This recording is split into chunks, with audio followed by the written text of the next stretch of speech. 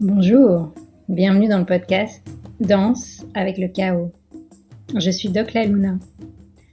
L'Inde, mon pays d'origine, m'a appris à danser avec le chaos, à faire des obstacles de la vie, des opportunités pour grandir. Après une carrière de médecin classique, je décide de quitter la blouse blanche. Je ne me retrouve plus dans les codes de notre société patriarcale, post-colonialiste. Les sujets qui me passionnent, se réapproprier les sagesses de son corps, de ses sens, de ses cycles, écouter les messages de son âme, incarner sa mission de vie et sa puissance, contribuer à partir d'un espace de guérison et d'alignement, être au service de la vie, déployer sa vision intégrative, incarner sa spiritualité dans ce monde. Ce sont des sujets que j'explore au quotidien avec les femmes de mon école, la Tribe Empowering School. Ce podcast pour moi, c'est un rendez-vous avec mon âme et avec toutes les âmes qui souhaiteront partager un espace de reconnexion, de célébration, malgré nos doutes et les temps incertains que nous traversons. Je vous propose de transformer le chaos qui fait peur en chaos créateur. Namasté.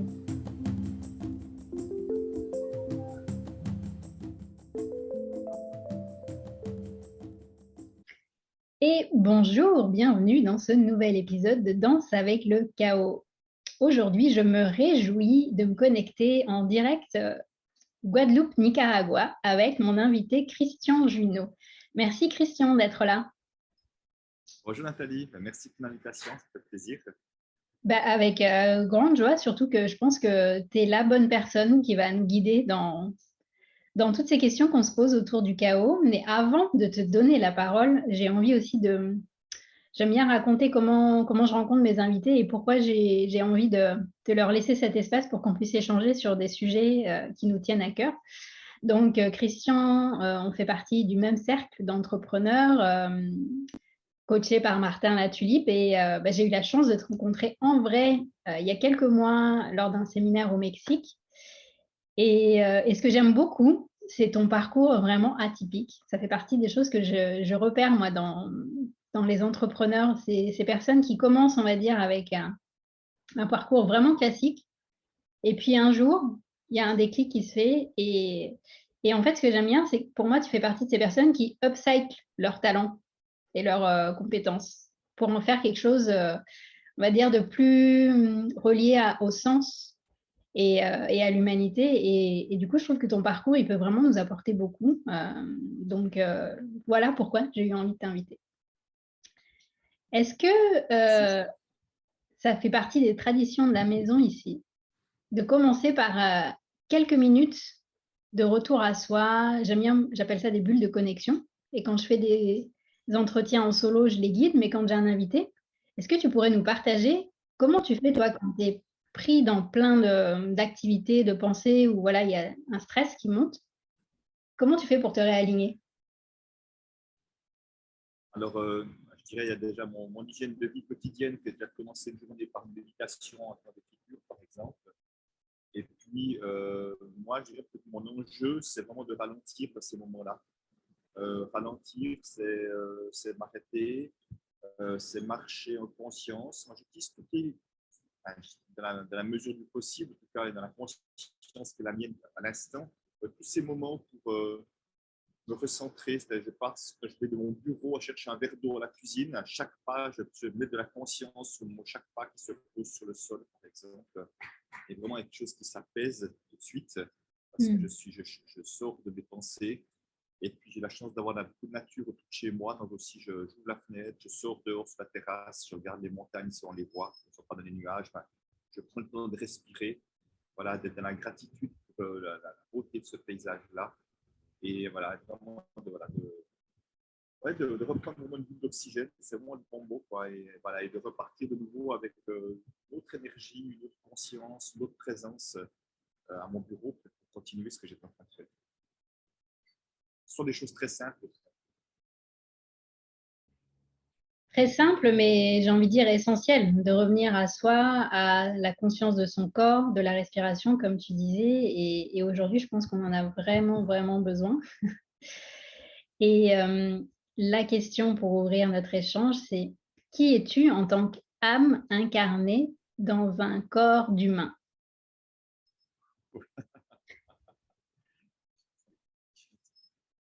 Euh, ce fameux qui suis-je,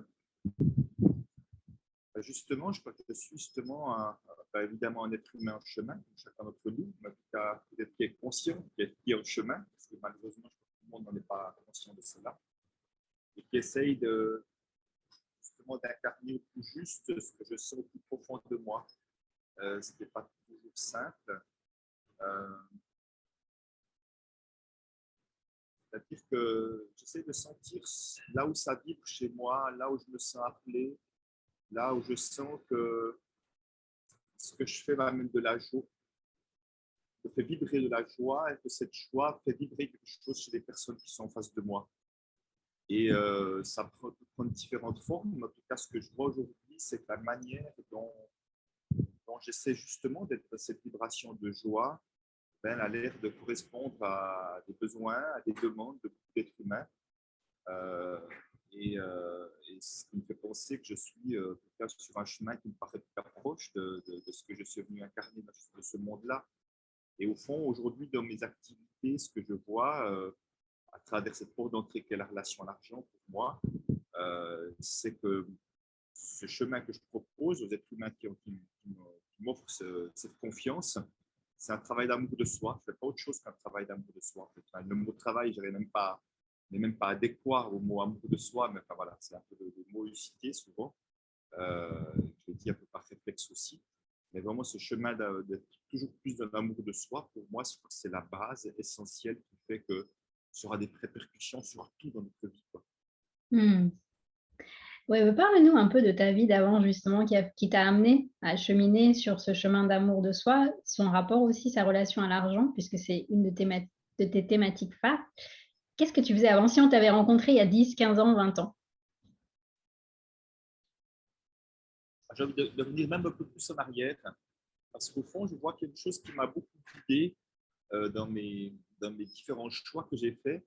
Et ce qui m'a guidé, en fait, c'était le manque d'estime de moi. J'avais un manque d'estime de moi vraiment très fort, ce qui fait qu'à part faire des études, 4 ans d'études, on appelle ça une école de commerce, c'est pas tout à fait l'équivalent de la France à l'époque, mais enfin certains faisaient déjà des premiers métiers d'administration, machin, tout, et puis moi je disais non, non, je me sentais tellement nul, je me dis il faut faire plus. Donc j'ai fait l'université parce que j'estimais être incapable pour faire un métier à partir de là. Et j'ai fait l'université, 4 ans, je suis devenu économiste, en option gestion d'entreprise. Et là encore, je me trouvais toujours autant nul, malgré une licence économique que beaucoup aimeraient avoir. Je dévalorisais tout ce que je faisais. Alors, finalement, j'ai réussi à trouver, après un petit peu de chômage, j'ai trouvé une banque qui voulait bien de moi, mais j'ai fait 3 ans de stage, je peux te dire. Parce que je me sentais encore pas assez bien pour faire un métier. 3 ans de stage, j'ai fait plein de trucs de spécialisation et finalement, j'ai presque 29 ans. J'étais payé, hein, mais j'ai fait mon premier, je veux dire, vrai métier. Tu vois. Mais ça parlait tellement de moi, de ce manque d'estime de soi, de cette impression que j'étais jamais assez quelque chose pour pouvoir faire un vrai métier. Et à ce moment-là, avec tous ces stages, j'ai commencé à me rendre compte que souvent, j'étais bien meilleur que les autres qui faisaient les stages. Donc, ça commençait par comparaison, à me dire que j'ai plus de valeur que j'imagine. Et je suis devenu conseiller en placement financier. Et j'ai fait 17 ans ce métier-là, parce qu'au fond, une chose que j'adorais, c'était la relation avec les clients. J'ai découvert très vite, même si je n'étais pas très conscient, j'avais une grande capacité à générer de la confiance chez les autres, une grande capacité à créer de la relation entre humains, bien au-delà des questions de finances, qui fait que les gens commencent à se reposer sur moi et me faire confiance en disant ok, qu'est-ce que vous proposez en termes de placement. J'aimais bien les placements parce que j'aimais bien jouer au Monopoly que j'étais gamin. C'est un peu la même chose, mais pas que mon argent. Et, et j'avais une qualité de relation avec les clients que souvent mes collègues n'avaient pas. Vraiment, parce qu'on allait parler de plein de choses de la vie, on allait parler de tellement d'autres choses que la finance, que c'est ça que j'adorais. Donc, il y avait plein de signaux qui montraient que j'étais fait pour la relation humaine, j'étais fait pour entrer dans l'intime et dans l'authenticité, plus que dans la finance, mais je n'étais pas vraiment conscient de tout ça, mais je le mettais en place parce que c'était déjà mes qualités de base, elles étaient là. à petit, ben, je me suis senti vraiment trop à l'étroit, donc conflit de valeurs. Donc, j'ai changé de métier de la banque. Ça fait un petit peu de coaching, d'accompagnement de la banque. Et j'ai été licencié en 2009 suite à la crise de subprime. Et là, j'ai vécu ça comme un grand cadeau. J'ai décidé de dire que je vais enfin faire que ce que j'aime et plus qu'on décide que je fasse moi, mais plus que moi, je décide de faire. C'est comme ça que finalement, ce chemin s'est fait. Mais je dirais, il y a plein d'indices avant que là où je suis aujourd'hui, il y a plein d'indices qui montraient que c'était là où j'étais appelé à être. Et c'est amusant parce que j'ai pensé que d'être à la banque, c'était une erreur pendant longtemps. C'était vraiment un faux parcours. Et tout à coup, de me spécialiser sur la relation d'argent, qui n'était pas du tout près de mon programme, que je me suis fait licencier. Euh, il y avait comme une sorte de suite logique, une sorte de fil rouge incroyable, une sorte de magie de la vie. Tu vois, la vie m'avait amené à des endroits où je voulais forcément être, mais en me disant, mais c'est là le chemin, quoi. C'est super intéressant ton partage parce que je vois plein de pépites. Déjà, le fait que tu vois des grands obstacles ou des grandes crises, comme tu parles de la crise des subprimes, tu vois le cadeau derrière. Aujourd'hui, tu te rends compte que ça a été vraiment un moment marquant pour toi de te dire non, en fait, j'ai besoin de suivre vraiment ma voie.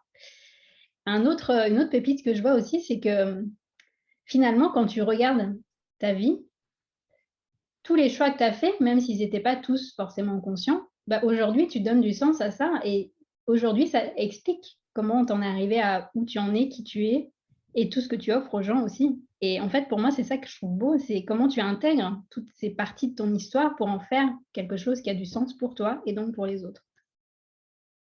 Oui, c'était toi, tu parlais d'âme tout à l'heure de ta première question, et c'est sûr que c'est ça qui te voit, c'est comme si mon âme m'avait fait prendre des chemins qui n'étaient pas forcément les chemins désirés, parce que quand j'ai postulé à la banque, c'est le dernier secteur que j'ai choisi. J'ai choisi tous les autres secteurs que c'était plus rien d'autre, et j'ai choisi la banque, tu vois. Te dire, puis il en a voulu de moi. Donc, pour te dire à quel point, tu vois, c'était vraiment, c'est vraiment la vie m'a amené à des endroits où je n'avais pas prévu d'aller, mais qui avait déjà, c'était comme une préparation à ce que j'étais appelé à faire plus tard, en quelque sorte. C'est vraiment ça que je trouve magique quelque part. Mm. Et qu'il n'y a pas d'erreur. Parce que je croyais commettre une erreur, non, il n'y a pas d'erreur. C'est un beau message, ça, pour les personnes justement qui sont en plein dans l'œil du chaos en ce moment dans leur vie, qui se disent, mais finalement, tous les choix que j'ai faits, c'est des erreurs, je me suis trompée, j'ai écouté papa, maman, j'ai... En fait, non, pour l'instant, c'est sûr, quand on est en plein dedans, ça peut être difficile d'avoir les cadeaux, mais d'écouter d'autres personnes qui ont traversé ces endroits-là, je pense que ça aide justement à prendre un peu de hauteur et de se dire, peut-être qu'il y a quelque chose derrière. Et tu es un bel exemple, quoi. Donc, merci pour ça. Merci. Comment est-ce que tu vois le chaos qu'on est en train de traverser en ce moment? Alors, je pense qu'il se passe à deux niveaux. Il se passe au niveau individuel et au niveau du collectif. Dans le collectif, on n'est que l'association des individualités, évidemment. C'est-à-dire individuellement, on a tous quelque chose à vivre à travers ça et de vivre de plus ou moins inconfortable, plus ou moins compliqué, de plus ou moins difficile. Alors, je pense que plus on était prêt à ça, ou plus on avait déjà vécu peut-être des chaos, des sortes de gros changements, plus ça pouvait être assez léger à vivre. Par contre, plus on était peut-être dans la résistance, dans le contrôle de sa vie et tout, plus ça pouvait être compliqué à vivre. Donc, je pense qu'à titre individuel, on a vraiment tous un apprentissage, je veux dire, en vitesse accélérée qui nous a été proposé durant ces 2 ans. Et après qu'on va vivre plus ou moins bien. Hein. Je vois vraiment beaucoup de personnes qui ont vraiment vécu ça de manière forte, et puis d'autres encore qui sont encore dans la résistance maintenant. Et bien évidemment, il n'y a pas de jugement de ma part. Chacun vit ce qu'il a à vivre et a le droit de faire des choix, quels qu'ils soient confortables ou pas, évidemment. Et après, il y a au niveau collectif, moi, je crois, ça fait longtemps que je le voyais, mais à l'époque, j'étais à la banque, je disais déjà, on va droit dans un mur, quoi. On va droit dans un mur, dans le sens de notre société marche sur la tête, l'argent prend beaucoup trop de place dans la société, on a beaucoup de multinationales qui veulent faire toujours plus d'argent au détriment des êtres humains. Donc, on voit bien que cette société de consommation est devenue pour moi une société de compensation. On va autrement dire acheter pour compenser notre mal-être, tu vois. Donc, tout ça, il y a plein de signaux qui montrent que ça ne peut pas fonctionner. Et en plus, on va dans les pays dits riches, en tout cas en termes financiers, de ce qui semble être riche, ben, ils ne sont pas plus heureux que les autres, voire même pire. Il y a plus de dépression, plus de suicides, plus de choses. Enfin, tous ces signes montrent que la société, elle va de travers, elle ne va pas vers plus de bien-être commun, elle ne va pas vers plus ensemble. Elle crée plus de séparation que de communauté. Et je crois vraiment que c'est ça à laquelle nous sommes appelés. c'est à revivre plus de communauté, à revivre plus de bien commun, de bien-être, mais bien commun aussi. Et que malheureusement, dans le fonctionnement des êtres humains, pour beaucoup, je vois que c'est comme si on a besoin de chaos pour se réveiller. Autant, tu vois, ça peut être le drame personnel, ça peut être le drame collectif. On voit à travers un tsunami, un truc, les gens commencent à s'entraider là où on ne se parle même pas autrement, quoi. Et c'est autant l'un que l'autre. Et malheureusement, les êtres humains, pour l'instant, parce que j'ai vraiment bon espoir que ça change, ont comme une accélération des prises de conscience dans les moments difficiles. Mm. Tu vois, même à titre personnel, ben moi, mon frère est décédé il y a 5-6 ans, 6 ans en arrière, mais j'ai 2 amis proches qui sont décédés dans les 10 dernières années aussi, vraiment, dans un qui est mon meilleur ami. Et tous ces moments compliqués, difficiles, nous font prendre conscience à quel point la vie est tellement précieuse, la vie est tellement fragile, et que c'est important de se dire qu'on s'aime chaque occasion, c'est important de remettre l'essentiel avant les choses un peu plus futiles ou moins importantes, pas forcément futiles, mais moins importantes. Et l'essentiel, c'est l'amour, c'est la qualité des relations, c'est ces choses-là, quoi. Et là, il n'est pas question d'argent. Il s'agit d'argent, on est de l'ordre de l'important potentiellement, mais pas de l'essentiel. Et important, c'est important. Oui, d'avoir une bonne maîtrise, c'est important, par exemple. Mais c'est pas ça qui fait que tu vas être bien dans tes baskets si ton enfant est pas malade. Mm. Oui. Quelles seraient tes clés que tu conseillerais aux personnes qui justement décident de traverser en conscience ce chaos et d'en faire quelque chose? Alors je sais, c'est une grande question, hein. Tu as des programmes en lien avec ça, mais comme ça, c'est quoi qui te vient spontanément? Hein, je reviens à ce que j'ai dit tout à l'heure, déjà apprendre à toujours plus s'aimer tel qu'on est, parce que je crois vraiment que c'est le chemin. Le chemin, c'est, si tu veux, c'est apprendre à s'aimer tel que nous sommes là maintenant. Pas je serai digne d'amour le jour où, tu vois. Parce que moi, j'ai parlé du manque d'estime de soi et je comprends tellement de personnes qui sont là-dedans, dans le pas assez. Je ne suis pas assez quelque chose, je ne suis pas assez diplômé, je ne suis pas assez bien, je ne suis pas assez quelque chose. Ce pas assez, c'est un chemin de pénurie, en fait. C'est un, c'est un mode de pénurie, de manque. Et c'est tellement courant. Au fond, il y aura toujours autre chose de pas assez. Parce, parce que je trouve qu'il y a une sorte de dictature, qu'il y a une dictature que les choses vont bien, c'est la normalité, si tu veux. Et ça, je trouve dommageable parce que, au fond, non, comment est-ce qu'on pourrait se réjouir que quand les choses, même simples, vont bien. Euh, Tu vois, là où je suis, je disais, euh, il y a beaucoup de vent, il y a beaucoup de problèmes de Wi-Fi. Ben, le Wi-Fi fonctionne bien aujourd'hui. Ben, c'est pas normal, c'est génial, c'est magnifique. On peut se parler à l'autre bout du monde comme ça. Il y a tellement de choses qui sont devenues normales. Au fond, on n'arrive même plus à apprécier les choses de la vie. Et je crois vraiment que ce qui fait une réelle différence dans la vie, c'est la capacité à voir de l'abondance dans des choses qui peuvent paraître normales aux yeux de commun des mortels. Parce que j'ai à manger, j'ai à boire, j'ai à boire, enfin, j'ai des choses que ça paraît normal dans notre vie, et ben non, ça ne l'est pas. La preuve, c'est qu'il y a beaucoup de gens, malheureusement, dans le monde qui ne l'ont pas aujourd'hui. Si c'était normal, tout le monde l'aurait. Des relations de qualité aussi. Voilà. Donc, je crois vraiment qu'on a à réapprendre à apprécier, mais au quotidien, toutes ces choses formidables que la vie nous amène à travers les rencontres, à travers les choses, une fois très simples. Moi, des merci, je peux en dire des centaines par jour parfois. Des merci, ben, j'ai vraiment réappris à dire des merci pour toutes ces choses et c'est ça pour moi l'esprit d'abondance. Parce que l'esprit d'abondance, en fait, c'est pas de vouloir autre chose, c'est déjà d'être tellement content de ce qui est déjà là maintenant. Et ce que j'ai vu, c'est que au moment où je cesse de vouloir autre chose, c'est là qu'il y a plein d'autres choses qui arrivent. C'est là que tu vois, il y a une sorte de cercle vertueux qui se fait. C'est bien au-delà des questions d'argent, ça peut être aussi des questions d'argent, parce que j'ai la chance d'avoir cette capacité, en tout cas, d'attirer de l'argent aujourd'hui. Et c'est même plus à vouloir l'attirer que ça vient. C'est pas j'ai une telle confiance. Aujourd'hui, j'ai une telle confiance, une foi en la vie, que quoi qu'il m'arrive, je sais que j'aurai les ressources et que les ressources extérieures arriveront à moi à travers des rencontres, à travers des synchronicités, à travers toutes sortes de choses que je disais tout à l'heure, j'ai un agenda au deuxième semestre qui est pratiquement vide, donc c'est pas que je pourrais le remplir sans problème en moins de 2, mais non, j'ai envie de prendre le temps de voir ce qui est juste pour moi ou pas, bon, on enregistre ça, on enregistre ça au mois de février, hein, même si ça passera au mois de juin. Sûrement qu'au mois de juin, mon agenda sera beaucoup plus rempli à ce moment-là.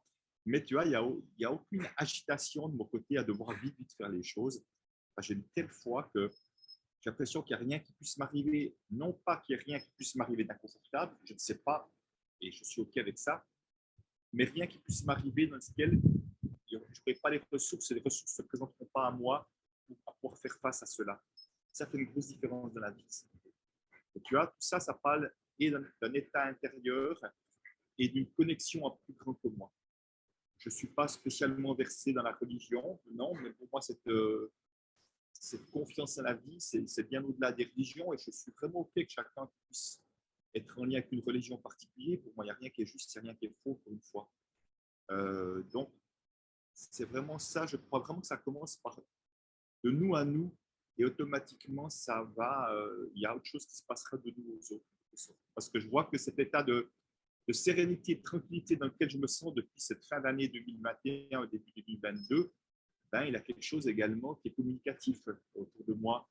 Quelque chose qui fait que les gens vont être attirés à moi parce qu'ils se sentent en sécurité, en confiance avec ce que je dégage. Ce n'est pas que je veux dégager quelque chose, c'est naturel de dégager ça parce que c'est ce que je ressens à l'intérieur de moi.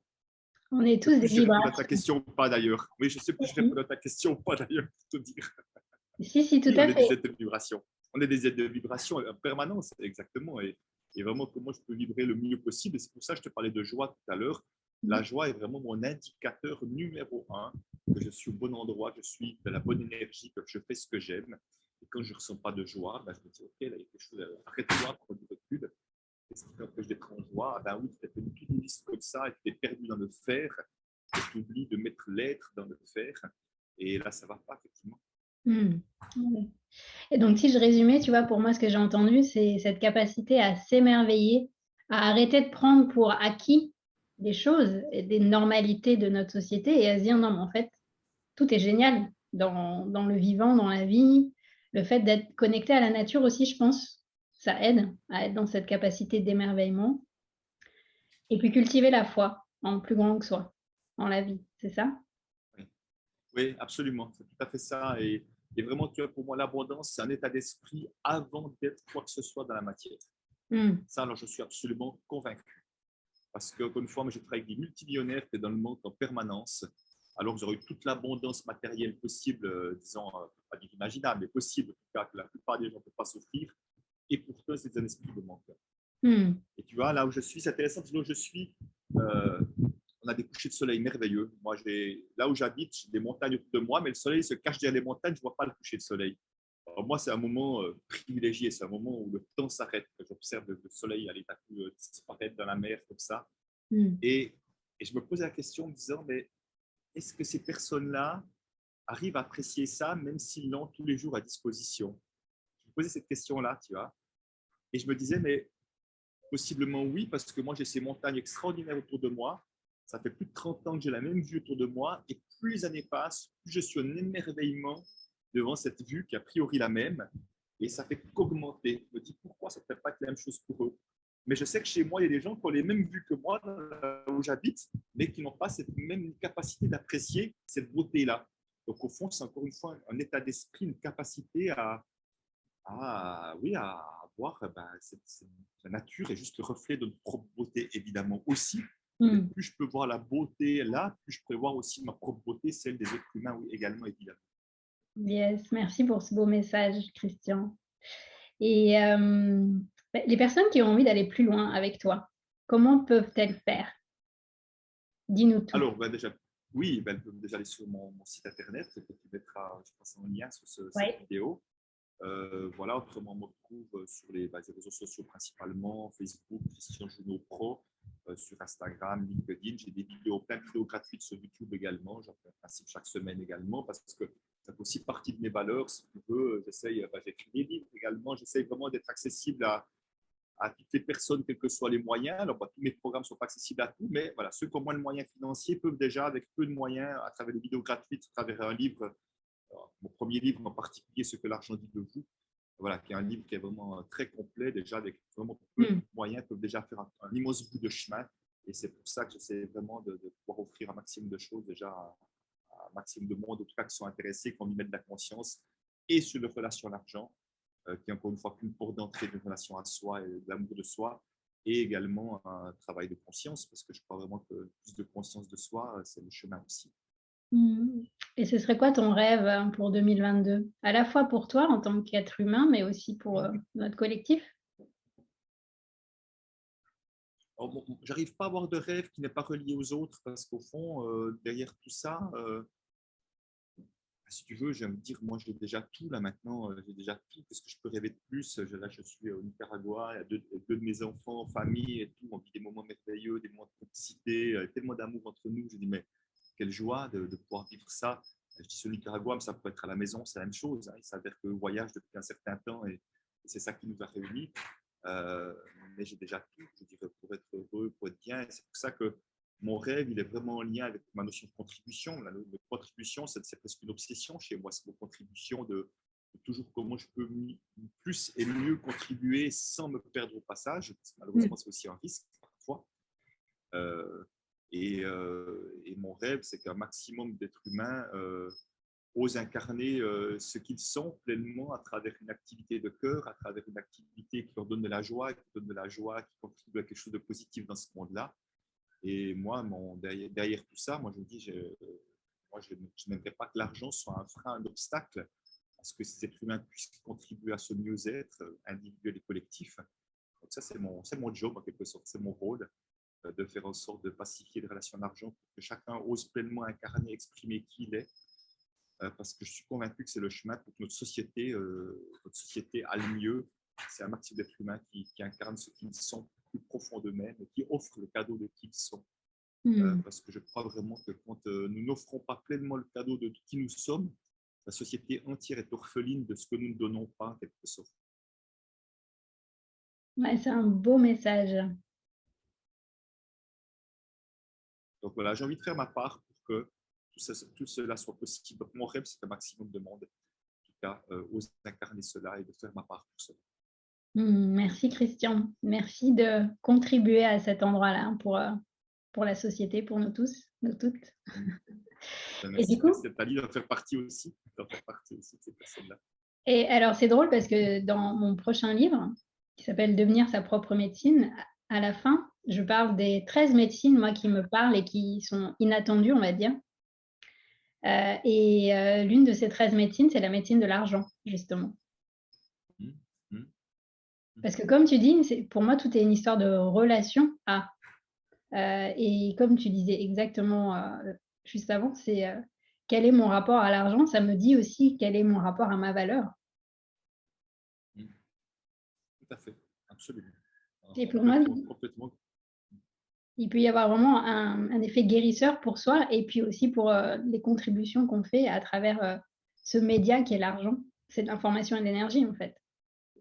Oui, et si tu veux, l'argent, pour moi, c'est vraiment, ça peut être un accélérateur de transformation de la société, parce qu'à travers nos choix d'actes de consommation, de consomme-acteurs, on va vraiment accélérer, on va donner, chaque fois que je décide d'acheter auprès de personnes qui ont justement des valeurs vertueuses, qui contribuent à quelque chose, je suis en train de les encourager à continuer de la sorte, à même leur donner quelque part de l'énergie à travers mon acte d'achat pour continuer et même grandir s'ils ont envie de grandir. Et puis, je peux cesser aussi de donner de l'énergie à des entreprises, j'estime, de lesquelles je n'ai pas envie. Donc, l'argent fait vraiment partie pour moi de cet accélérateur. C'est pour ça que je pense que l'argent, effectivement, je suis d'accord avec toi, est un formidable outil de guérison. Merci Christian. Merci Nathalie. Au plaisir de continuer la conversation. Je mets tous les liens sous la vidéo et sous le podcast pour que les personnes puissent continuer à nourrir cette réflexion, ces expérimentations. Et je te souhaite le meilleur à toi et ta famille. Merci. Merci, le meilleur à toi et à tous ceux qui vont nous écouter aussi. Merci. Si vous avez aimé cet épisode, s'il vous a fait du bien, n'hésitez pas à liker, commenter, vous abonner sur votre plateforme d'écoute ou sur YouTube. Et n'hésitez pas à partager aussi. Peut-être que vous avez des personnes autour de vous à qui ça fera du bien. C'est grâce à vous que j'espère ce podcast pourra toucher toutes les personnes qui ont envie d'œuvrer dans ce nouveau monde qui va naître du chaos. Merci.